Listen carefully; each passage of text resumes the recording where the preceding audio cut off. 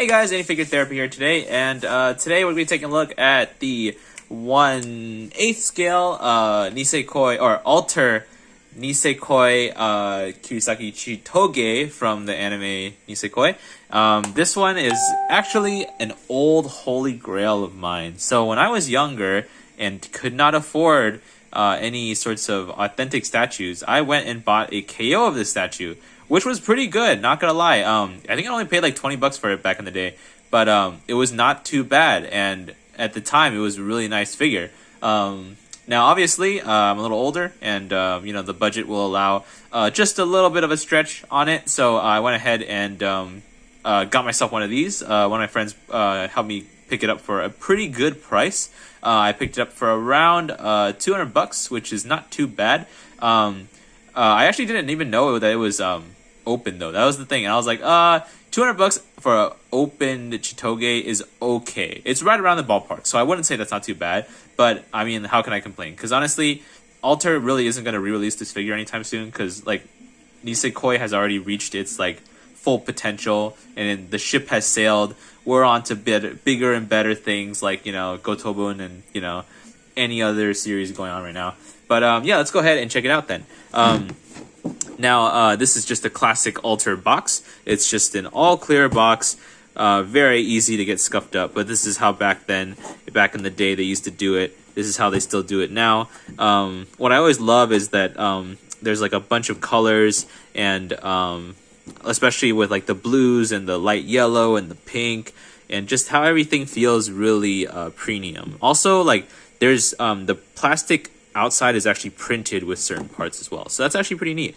And then there's just some information right there. I think this is just a little excerpt from the anime, just the beginning portion of how Nisekoi plays out. And there's Raku's little locket. On the bottom is just all information, a sticker of authenticity. Now, when I got my Chinese one, it was no box, so yeah, I don't know if they even have them with boxes, but of course, that's always something to keep in mind. Watch out for the sticker. A lot of Chinese companies nowadays are like changing the names of things, so like company-wise. So if you notice, it says like instead of Good Smile, it'll say like Good Snell. It just looks like the Good Smile font, but yeah, so something to keep in mind, definitely. Now, what's cool, too, is it actually shows you how much it cost originally. So it was around 11,800 yen, so about like 120 bucks, give or take. But yeah, so let's go ahead and just pop her open. Let me see. So this is actually my first time opening it, too. A lot of the times, whenever I get stuff, I just save it to unbox on camera. That way, you know, I can just never touch it again. Yeah, so the inside of the box just has a nice little gold piece right there. We'll go ahead and put that off to the side. And you got some instructions. Now, on my Chinese copy, I remember that even it had a thing where basically it was always leaning because of this metal stand. There's a lot of weight on it. Actually, I stand corrected. This is actually a brand new figure, I think. I see tape on it, but then I also see like brand new tape. So I'm not too sure, but you know, regardless, let's go ahead and check it out. We'll see what's cooking underneath this one. Now, this was actually released in 2015, so right now it's 2021. So it was a good like 6 years. Yeah, 6 years ago. Yeah, so this is pretty old. But what's cool is, you know, if you ever look at older Alter figures, they're a lot cheaper than what we get now. So nowadays, Alter statues just always seem to be at least $150 and up, and there has been little exception to that. And I think also it's just because of what Alter does nowadays. They do a lot of Fate stuff, and you know, a lot of people, when they get to the Fate stuff, that's when you can really start charging a lot, just because of the designs of Fate are so out there. And yeah, so but back to something a little bit more classic, a little bit more casual. Let's go ahead and check out this base. What's cool is base is stuck to the floor. But what's cool about this base is it has some nice printing all across the back, and then this very simple Nisekoi logo right here. The key is actually raised off of the platform, which is pretty nice. So I can definitely dig that. And then you have the stand, which has a plastic peg, and you would go ahead and just place it in there. And then there is a metal bar and that metal bar will go ahead and fit into this socket right here in her jacket. So pretty simple stuff. That actually felt a lot better than I remember.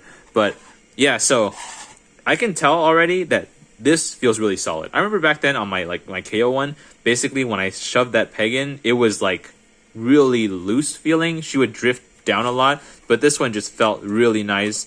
The tolerances are just perfect. So that's something right away. Now let's go ahead and take a look at the figure.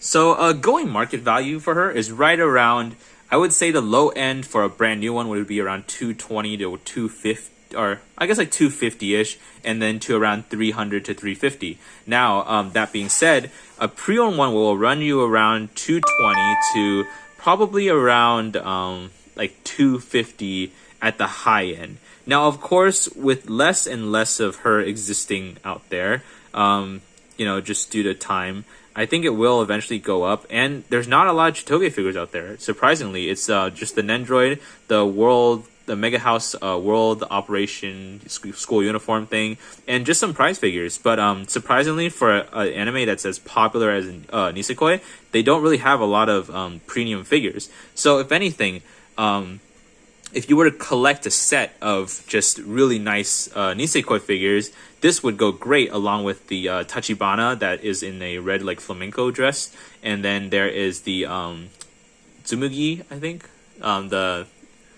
Tsumugi in her like her wig outfit. So there is definitely, and I think Onodera, I don't know if Onodera has like a higher quality counterpart, but the point is that, you know, if you wanted like a set of just premium figures that you don't want to deal with the prize figures, that's a good route. Or you could get the Nendroids. The Nendroids are always going to be solid, but unfortunately right now they are kind of on the rise. So definitely it is something to keep that in mind.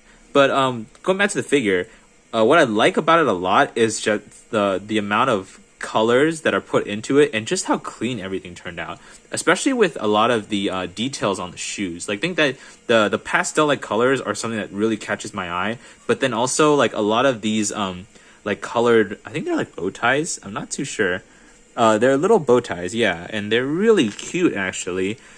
Now you might have also noticed that there's actually a glossy strip for the heel part of the toe, or the heel part of the foot, and there's a lot of like mixed finishes on this actual figure. So what's cool is her fingernails are actually glossy, and so are her eyes, I believe, just the slightest. But yeah, just a lot of really nice details. The pose is very cool.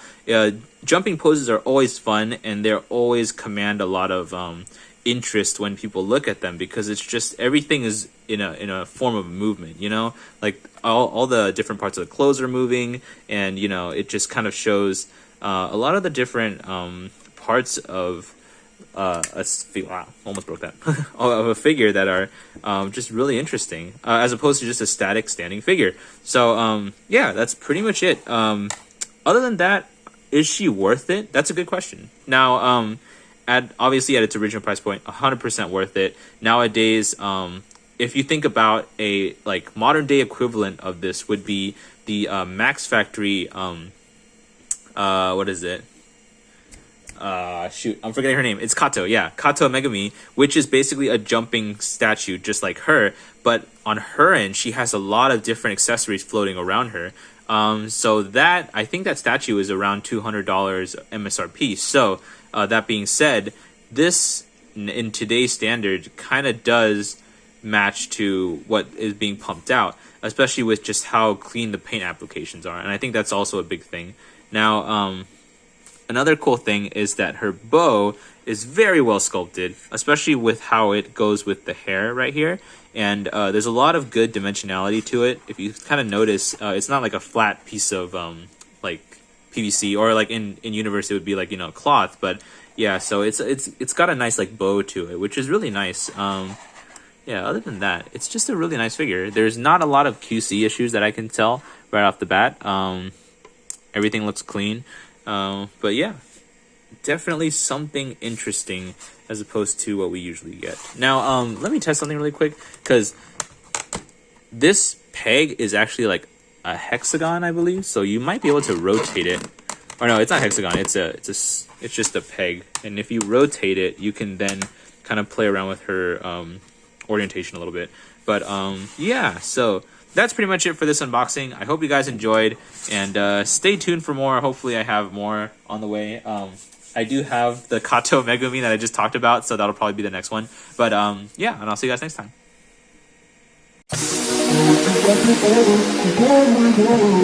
Seems so insecure for God, but no one really knows what's going on. I'm trying to stay I'm to dance my crush. It's insanity. Insanity.